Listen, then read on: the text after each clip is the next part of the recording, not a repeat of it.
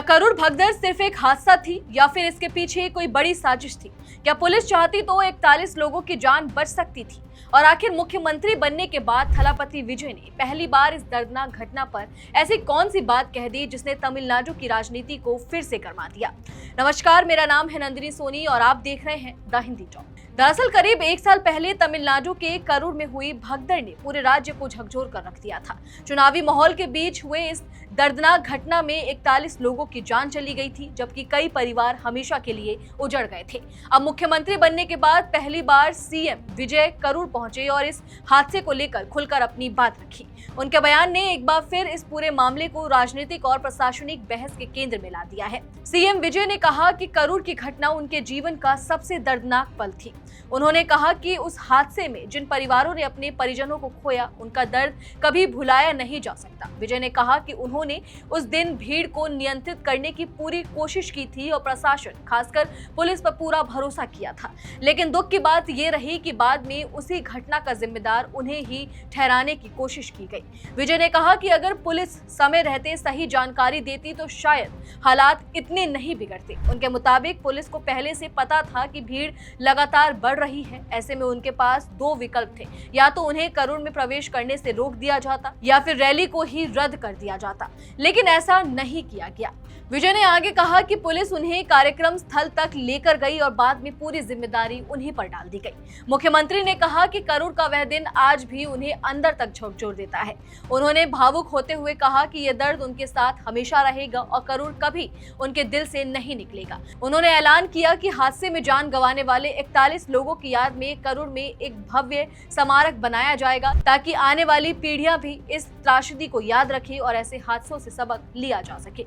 यही नहीं, विजय ने यह भी कहा कि उनकी सरकार सिर्फ संवेदनाएं व्यक्त करने तक सीमित नहीं रहेंगी, बल्कि पीड़ित परिवारों के साथ मजबूती से खड़ी रहेंगी।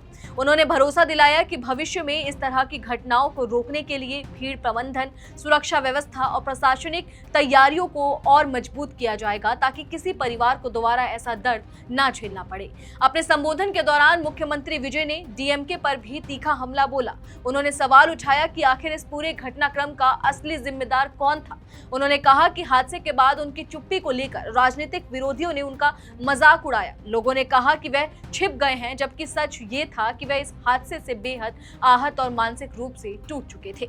विजय ने आरोप लगाया कि उनके राजनीतिक विरोधियों और कुछ अधिकारियों ने इस घटना का इस्तेमाल राजनीतिक हथियार के रूप में किया। उन्होंने दावा किया कि भगदड़ को लेकर उन्हें बदनाम करने की कोशिश की गई और विधानसभा में भी इस मुद्दे पर राजनीति की गई। विजय ने यह भी दोहराया कि उनकी पार्टी टीवीके का शुरू से मानना रहा है कि इस घटना का इस्तेमाल उनके चुनाव अभियान को पटरी से उतारने के लिए किया गया था। हालांकि उन्होंने कहा कि जनता ने सच्चाई को समझा और आखिरकार उनकी पार्टी को सरकार बनाने का मौका मिला।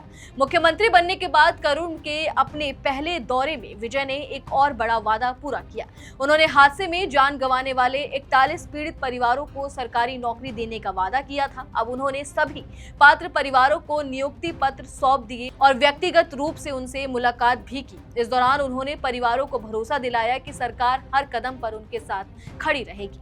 अब इस पूरे मामले ने एक बार फिर कई सवाल खड़े कर दिए हैं। अगर पुलिस को पहले से भीड़ बढ़ने की जानकारी थी तो समय रहते जरूरी कदम क्यों नहीं उठाए गए? अगर प्रशासन ने सुरक्षा व्यवस्था को और मजबूत किया होता तो क्या 41 लोगों की जान बचाई जा सकती थी? और सबसे बड़ा सवाल, क्या इस दर्दनाक हादसे की जिम्मेदारी तय होगी या ये मामला भी राजनीतिक आरोप प्रत्यारोप तक ही सीमित रह जाएगा?